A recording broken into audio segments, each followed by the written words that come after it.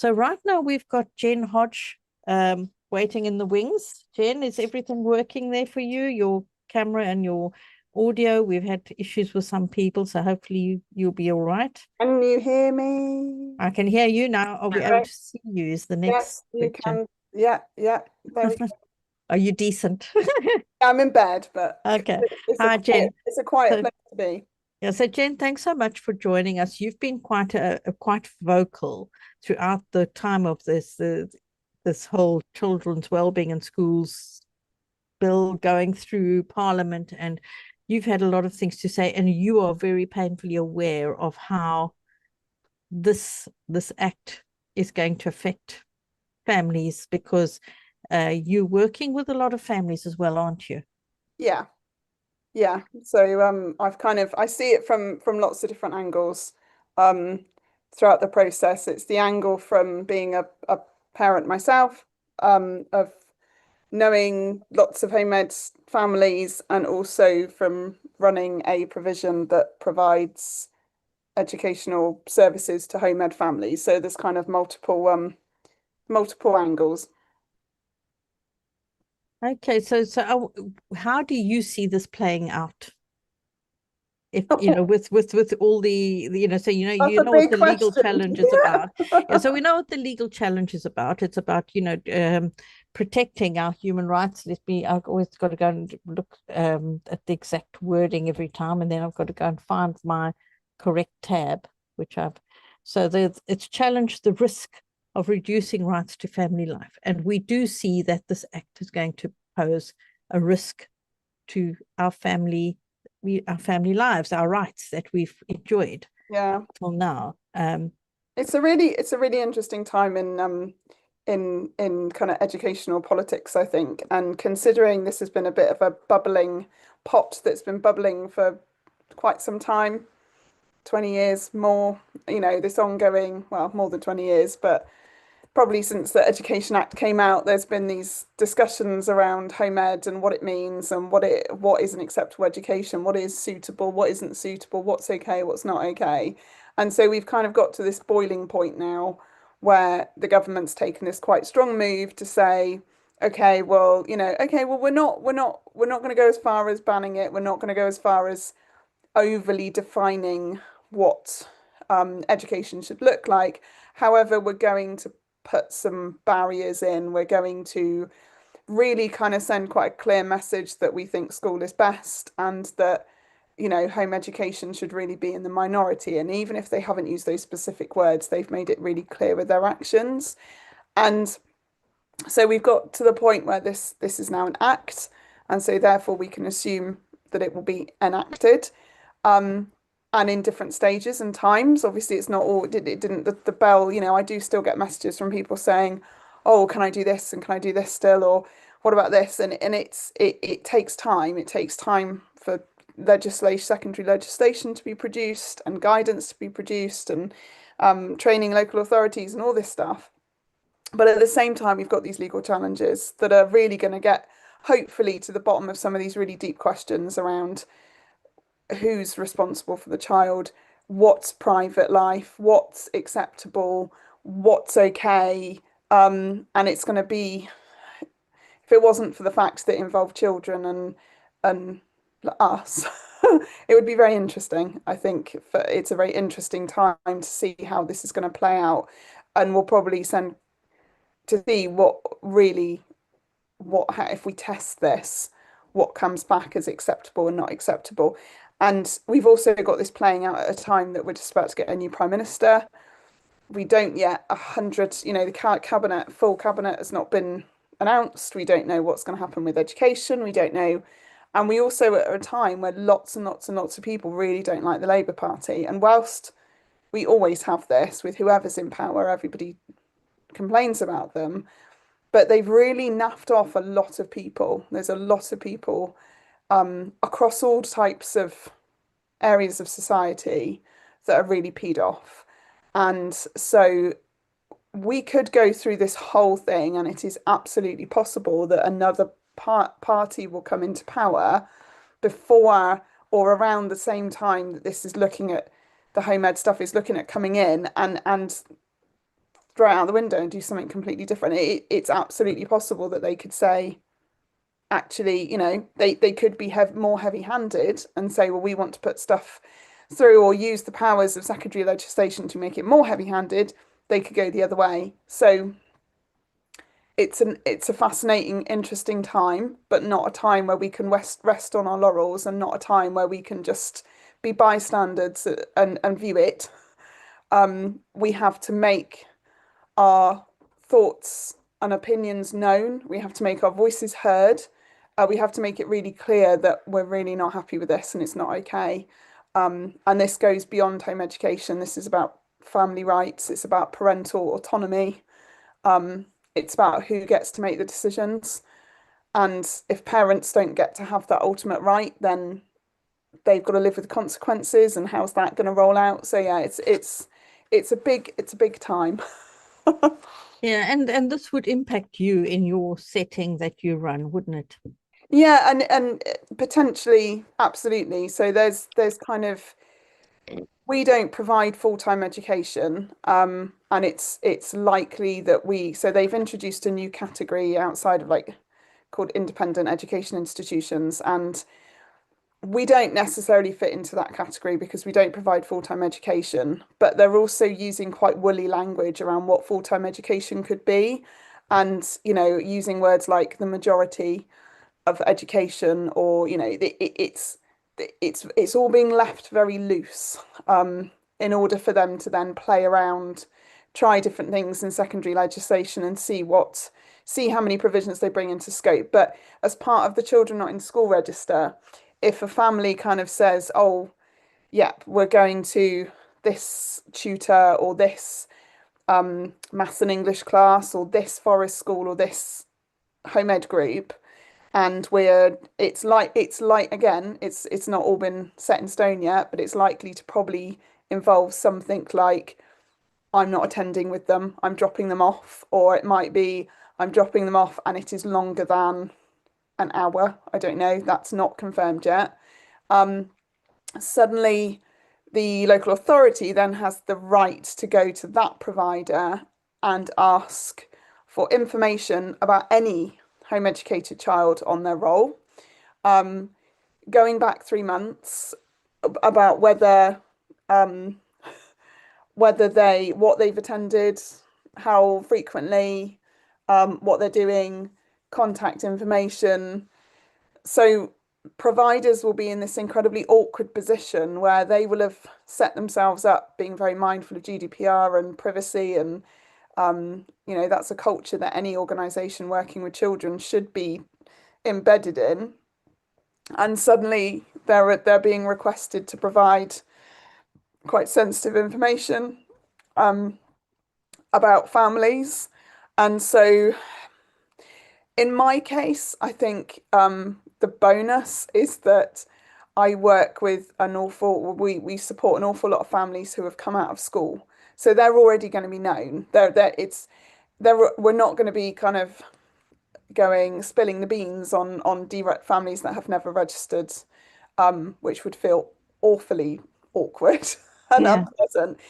However, it's still an invasion of privacy and it's still not my information to give.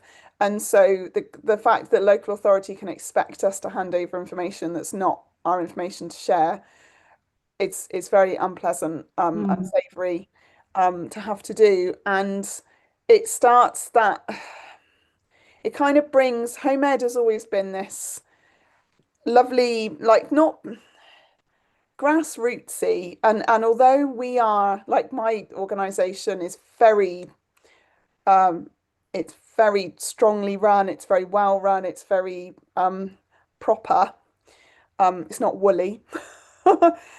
We do things by the book. It still has always felt like an uprising, can have grassroots at its roots, and underneath the shininess and the policies and all the things. And so I think for home ed to be kind of dragged into the, sharing private information, it just all feels very mechanical, very Yeah.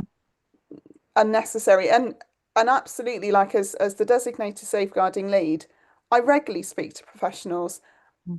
I speak to all sorts of professionals, and where appropriate, I share information because that's to do with well-being and safety. And that's not always, you know, that's the vast majority of times that's with parent consent. Because, Yeah. you know, Yeah. Well, I think the thing is that we all feel a bit like, particularly if your child was in school and the school failed your child, and they knew about your child and they failed your child, and now you're wanting to bring your child out of school and home educate them, and now suddenly, you're suspect, but they were the ones messing up. oh, If they 100%. hadn't messed up, your child wouldn't have left, and it just doesn't sit right, because you're taking full responsibility for your child, which is actually what we really want to see. We want to see parents taking full Oh, responsibility for their yeah, children. yeah. And the whole thing, it also, I was going to raise this earlier with Randall and I forgot my thought. But people say, oh, yes, but don't worry, there's things like GDPR. Yeah, but they just changed the law on that. Yes, yes, They that's just what I just changed how. So said. there used to be things about information sharing where if it was sensitive, you didn't share. But, if a child was at risk of significant harm, you could share without consent. But they've changed that law. Now they can share information without consent, simply to promote the well-being of the Yeah. child. If they, Now that can be what does as that mean? anything. They Oh, can make up anything. So people don't realize, like, even with the human rights, they want to change the Human Rights Act in the UK. Is that right, Michelle? They want to change the UK. There keeps well each party seem to have their own view, but all the views seem to be about different ways of changing the Human Rights Act. Some are we scrap it and we get a Bill of Rights instead, and some are we amend it this way or this way. But fundamentally, none of them are sort of like properly standing in front of it going, actually, if it's used properly, it works well. It's more like, oh, it's getting a bit inconvenient. So rather than look why it's getting inconvenient, Let's let's change just get it. rid of it. Yeah, Yes. and make it more the way we want it. Like, well, I'm saying not we, but the way politicians want it to, for their convenience. So Michelle has just commented about, it used to be that the concern was about children who were truanting or children who were missing because something was wrong at home. They were spending all their time taking care of a parent and that kind of thing. That's what it used to be. But now they want to make out, just by not attending, or, we've got issues with the school fines, with parents being fined for keeping their children out of school. For Because first, possibly it's for a holiday, which I have no problem with as long as it's like reasonable, or sometimes even for a death in the family, where they don't want their child kept off school. So these parents are being fined, very heartless in some ways. And then you've got that side of things where parents are not trusted to be doing the right thing for their children. Then you've got where children are unwell, whether it's physically or mentally, and the parent wants to keep the child off school. That's seen as a problem. And parents are not trusted. And then with home education, well, we can't trust these parents to do as good a job as we do in school. Yeah. As good a job of what is another story, but it just seems very unjust, and I think we all feel very misunderstood. And I think it's time we made ourselves understood, and we're not going to stand for this. We've got many. Don't forget the power of many. I know Michelle is going to be using her power of many campaign all through the summer, because we are not little, we are not small. We might feel like we are, but there are more of us than you think. But we just need to make sure everyone knows. If people don't know, how can they do anything about it? So we need to make sure they know. So that is our job, to make sure we are informing people and getting the information out there. And Michelle in comments also said that her information keeps getting shared without her permission. And there are so many instances of this, where there are things that, where people have conversations about you, want to make decisions for you, and this needs to stop. So we need to put our money where our mouth is. And we are currently, I'm just going to share this again, the crowdfunder, because we're coming to the end of our time. So here's the crowdfunder. We went from, what was the amount when we started, Michelle? At 12, at 33,546. So we're exactly so we've raised 100. £100 today. I would have liked to have raised like 500, guys. Come on, really. It says 23 days to go, but I think that can be extended. Yeah, it if will they be needed it will to. just keep resetting as long as it's needed for the legal challenge. So Yeah. Same as the stretch target, it can go over that amount because if people have been listening and you listened when Michael popped in, that it's really a £250,000 challenge. That's where we need to be at to be comfortable, to know that we can do what we need to do. So we're still a long way from that, but for now we need to try and get to that 50,000. If we can get to 40,000, that keeps everything ticking as it needs to be. So we do have a bit of time, but we do need to at least try and get to 40,000, I think, as soon as possible. But then we need to think a bit longer term. How do we keep the money coming in? Whether we donate ourselves, pledge to donate £10 a month or whatever, or do some fundraisers. Another idea that came to me is the not back to school picnics. Why don't you have a chat to your group and look at doing something at your not back to school picnic that will raise funds, whether you ask people to each donate £2 for coming along to the picnic, or whether you run a competition or anything like that. So let's be thinking creatively, and let's use our power, the power of many. Let's use it and come together and really put some punch into this campaign, really give it legs. So we are coming to our end of our time. Jade, I don't know if you want to pop in for the last few minutes, unless you're making yourself a cup of tea, which is okay if you're doing that. No, I'm here. I've just got a bloody smoke alarm, so I keep it muted so it doesn't disturb me. Well, thank you to Jade for joining us, and I just also want to thank everyone else that joined us. We had Randall, we had Sarah, we had Michael Charles pop in, we've had Jen come in, we had Rachel share her ideas.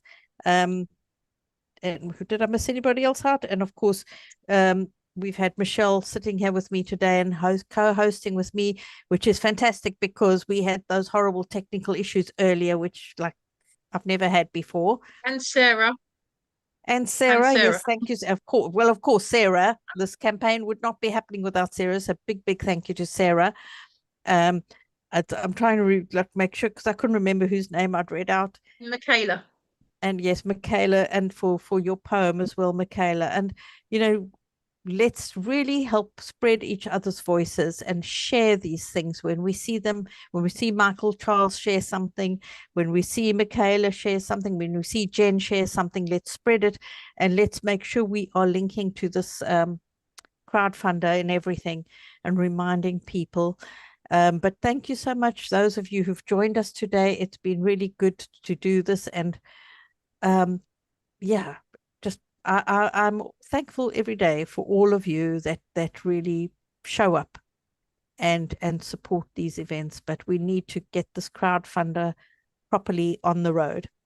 And I just wanted to thank you for all doing that in advance. So that is our summer holiday homework. And I hope you will all enjoy the rest of your weekend. Enjoy the sunshine while we have it. Let's not complain too much, because I don't like the alternative. And thank you, Jen, for joining us just to share that bit as well at the end of the show. It's always good to have you on.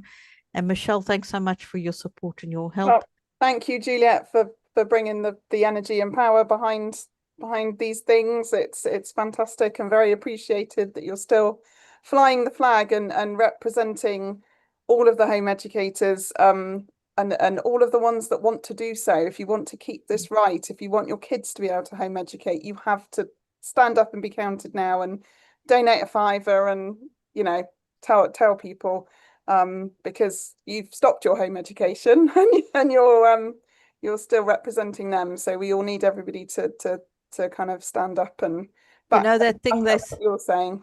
You say I'm like a piece of Brighton rock. You cut me in the middle, you'll see home education going all the way through.